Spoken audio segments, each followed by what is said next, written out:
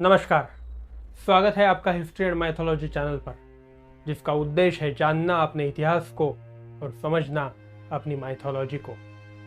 पिछले कुछ समय से एक विशिष्ट विचारधारा बढ़ रही है जो श्री राम की एक आदर्श पुरुष ऐसी पहचान को धक्के देने के प्रयास कर रही है।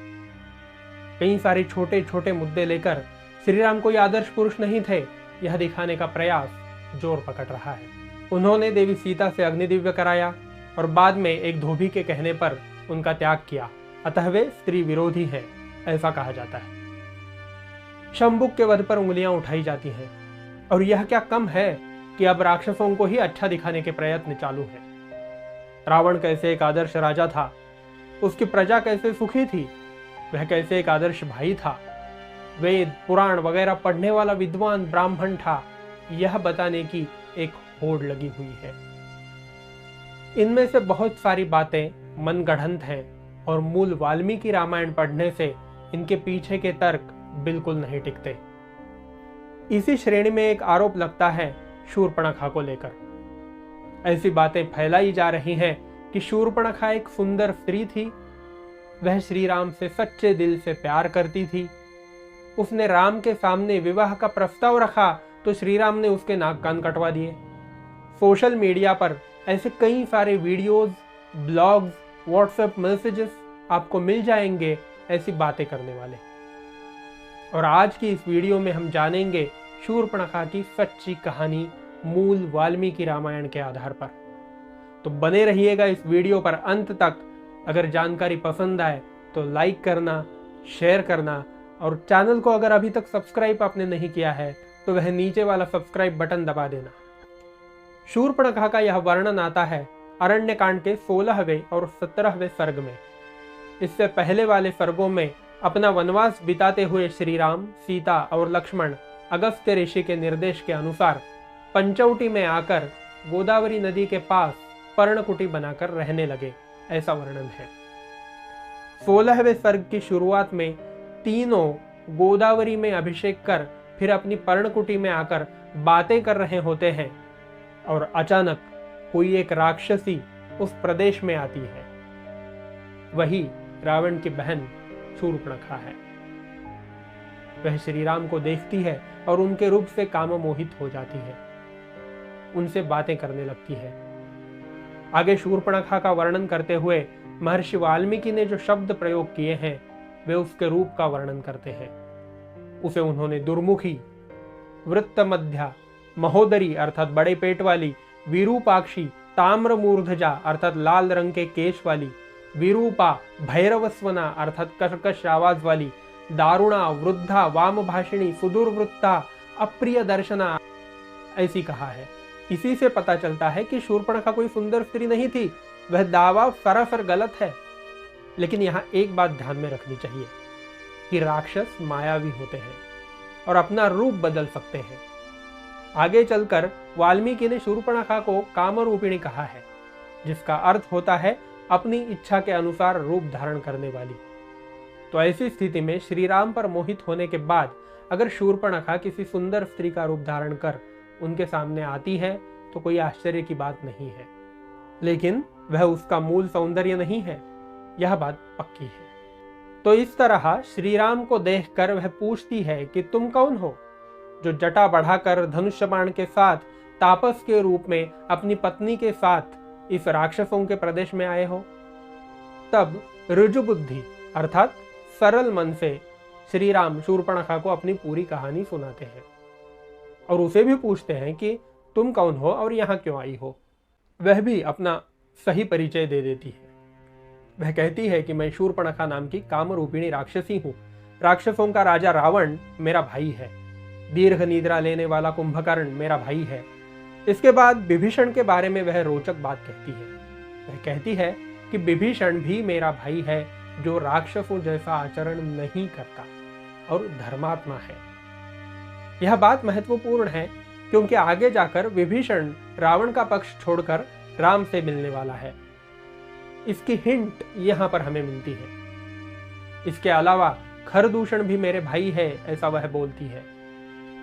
और इसके बाद वह विवाह का प्रस्ताव रखती है। वह कहती है, चिराय भव भरता में, अर्थात दीर्घ काल तक मेरे पति बनकर रहो। सीता से क्या करोगे? लेकिन केवल इतना कहकर वह रुकती नहीं है। अपनी अनर्गल बातें जारी रखते हुए सीता की बदनामी भी करने लगती है। वह कहती है, यह विकृत और विरूप सीता तुम्हारे योग्य नहीं है। मैं ही तुम्हारे लिए योग्य हूं, इसलिए मुझे पत्नी के रूप में देखो। इसके बाद और एक स्टेप आगे जाकर वह बोलती है कि मैं तुम्हारे इस विरूप, कराल और असती पत्नी को और तुम्हारे भाई को खा जाऊंगी और बाद में हम दोनों मिलकर इस दंडकारण्य में मजे से घूमेंगे।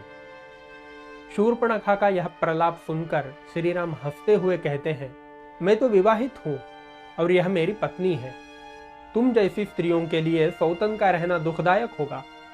और आगे वे परिहास में कहते हैं कि यह मेरा भाई लक्ष्मण शीलवान है, दिखने में भी अच्छा है, वीर है, तेजस्वी है और इसका अभी तक विवाह भी नहीं हुआ है।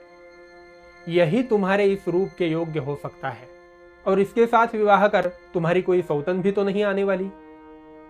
अब यहां पर एक आरोप लग सकता है कि श्री राम ने झूठ बोला, लक्ष्मण का विवाह भी हो चुका था, फिर भी वह अविवाहित है, ऐसा राम कहते हैं।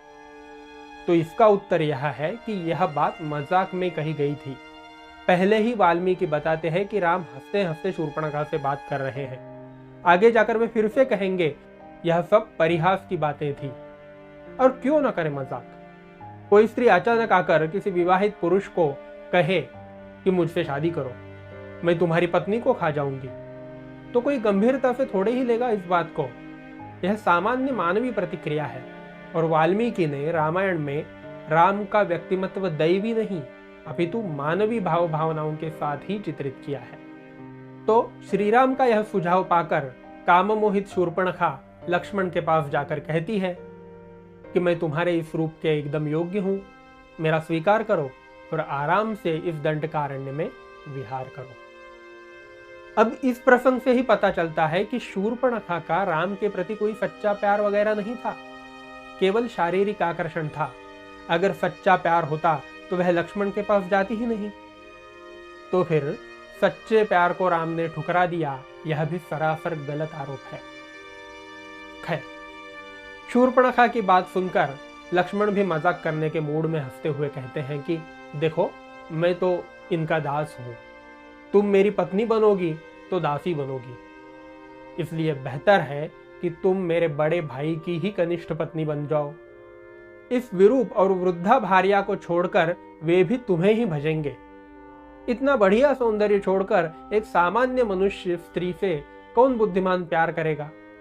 लक्ष्मण की मजाक की ये बातें मूर्ख शूर्पणखा ने सत्य समझ ली। वाल्मीकि कहते हैं, मन्यते तद वचः सत्यम परिहास अविचक्षण, अर्थात परिहास न जानने वाली। वह फिर से कुटी में राम के पास आकर बोली, इस विरूप, कराल, बड़े पेट वाली और बूढ़ी पत्नी को छोड़कर तुम मुझे बहुमान नहीं दे रहे। आज मैं तुम्हारे सामने इसका भक्षण कर तुम्हारे साथ रहने लगूंगी। अब ये इतना कहकर सच में वह माता सीता की ओर दौड़ती हुई निकल पड़ती है। राम जैसे तैसे उसे रोकते हैं, लेकिन जानते हैं कि इसके साथ पहले ही मजाक करना गलती हुई। वे लक्ष्मण से कहते हैं कि कभी भी क्रूर और अनार्य व्यक्तियों के साथ परिहास नहीं करना चाहिए। सीता देवी पर शूर्पणखा ने हमला किया, इससे क्रुद्ध राम लक्ष्मण को कहते हैं कि इसे विरूप कर दो। उनकी आज्ञा को मानते हुए लक्ष्मण शूर्पणखा के कान और नाक काट देते हैं।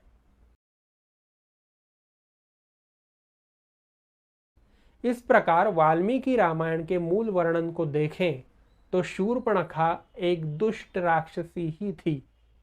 अपना मनोरथ पूर्ण करने के लिए उसने सीता देवी को भला बुरा कहा था, उन्हें और लक्ष्मण को मारकर खाने की धमकियां दी थी और अंत में सच में सीता देवी पर हमला भी किया था।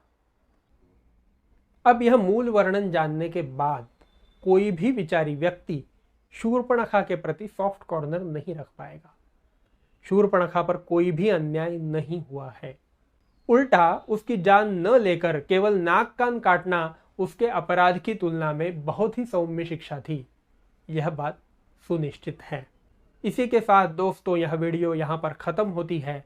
अगर यह जानकारी आपको पसंद आई है तो ज़रूर वीडियो को लाइक करना, शेयर करना और चैनल को सब्सक्राइब करना भी मत भूलना। अगर ऐसे ही नए नए विषयों पर आप वीडियोस चाहते हैं तो नीचे कमेंट करके हमें बता देना।